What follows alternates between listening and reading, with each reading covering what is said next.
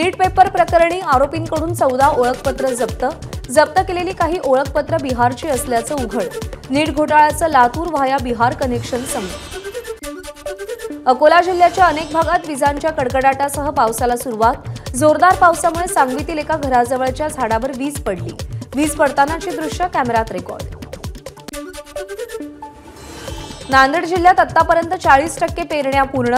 चांगला पाऊस पडत नसल्याने शेतकऱ्यांवर दुबार पेरणीचं संकट। 3 दिवसांच्या विश्रांतीनंतर वाशिम जिल्ह्यात पुन्हा पावसाची हजेरी। मालेगाव तालुक्यातील अनेक भागात पाऊस। पेरणी केलेल्या शेतकऱ्यांना मोठा दिलासा।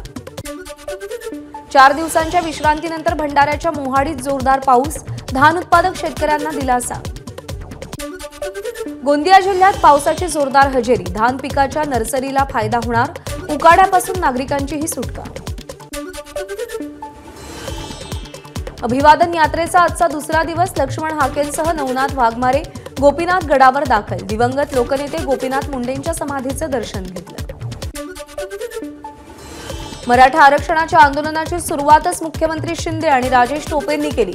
संवाद यात्रेदरम्यान ओबीसी नेते नवनाथ वाघमारे आणि लक्ष्मण हाकेंचा आरोप। लोकसभा निवडणुकीत सहज विजय मिळवून देणाऱ्या मुस्लिम समाजाला विधानसभा निवडणुकीत अमरावतीतून उमेदवारी द्यावी। मोहब्बत की दुकान असेल तर सिद्ध करा। काँग्रेसला भाजपच्या शिवराय कुलकर्णींचं आव्हान। उत्तर महाराष्ट्र आणि विदर्भातून संत मुक्ताईंच्या पालखीचं मराठवाड्यात आगमन। आदिशक्ती मुक्ताईचा जयघोष करत मुक्ताईच्या दिंडीचा जालन्यात प्रवेश।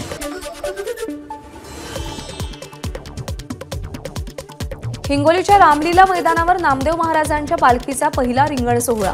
पाऊस पडल्यानंतर सुद्धा वारकऱ्यांचा उत्साह कायम।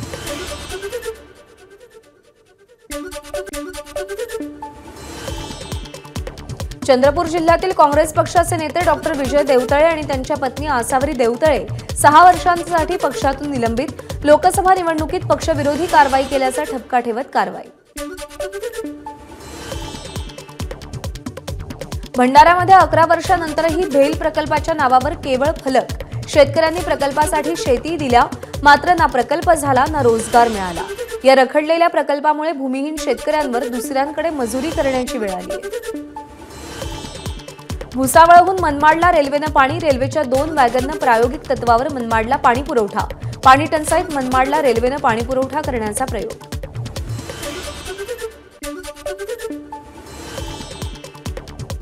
अहमदनगर महापालिकेसमोर फटाके फोडून नागरिकांचा जल्लोष। महानगरपालिका आयुक्तांवर कारवाई केल्याच्या चर्चेनंतर नागरिकांकडून आनंद साजरा। रत्नागिरीतील सार्वजनिक बांधकाम विभागाच्या ऑफिससमोर ठेकेदारांचं आंदोलन।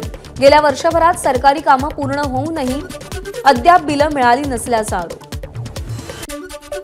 नागपूरच्या काटोलमध्ये उपविभागीय अधिकाऱ्याच्या कार्यालयात शेतकऱ्यांसाठी या। काटोल तालुक्यातील अनेक शेतकऱ्यांना अजूनही पीक विम्याचे पैसे मिळाले नसल्याचा शेतकऱ्यांचा आरोप। मध्य प्रदेशच्या शिवनीमध्ये झालेल्या गोहत्येच्या निषेधार्थ तिरोडा शहर कडकडीत बंद।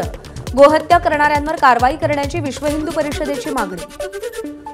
नाशिकमध्ये पगार मागणाऱ्या महिला कर्मचाऱ्याला भाजप पदाधिकाऱ्याकडून शिवीगाळ। घटनेचा व्हिडिओ समाज माध्यमांवर व्हायरल। तर महिलेनं कार्यालयातून 1 लाख रुपये चोरल्याची पदाधिकारी जयंत आव्हाड यांची तक्रार।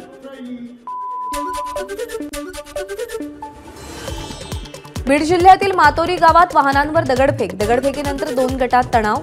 मातोरी हे मनोज जरांगेंचं मूळ गाव। धवलसिंग मोहिते पाटील यांच्या बलराज या अश्वाचं अकलूजहून देहूकडे प्रस्थान। संत तुकाराम महाराज पालखी सोहळ्यासाठी अश्वाचं प्रस्थान। पालघरच्या वानगावात उड्डाण पुलावर डांबर टाकण्याचं काम सुरू असताना दुर्घटना। उड्डाण पुलाखाली असलेल्या 20 ते 25 महिला डांबर पडल्यानं जखमी। मंदिराच्या ओट्यावरची फरशी अचानक खचली आणि ओट्यावर बसलेले बाप लेक सरळ विहिरीत पडले। मात्र सुदैवानं विहिरीला जास्त पाणी नसल्यानं दोघांचा जीव बचावला।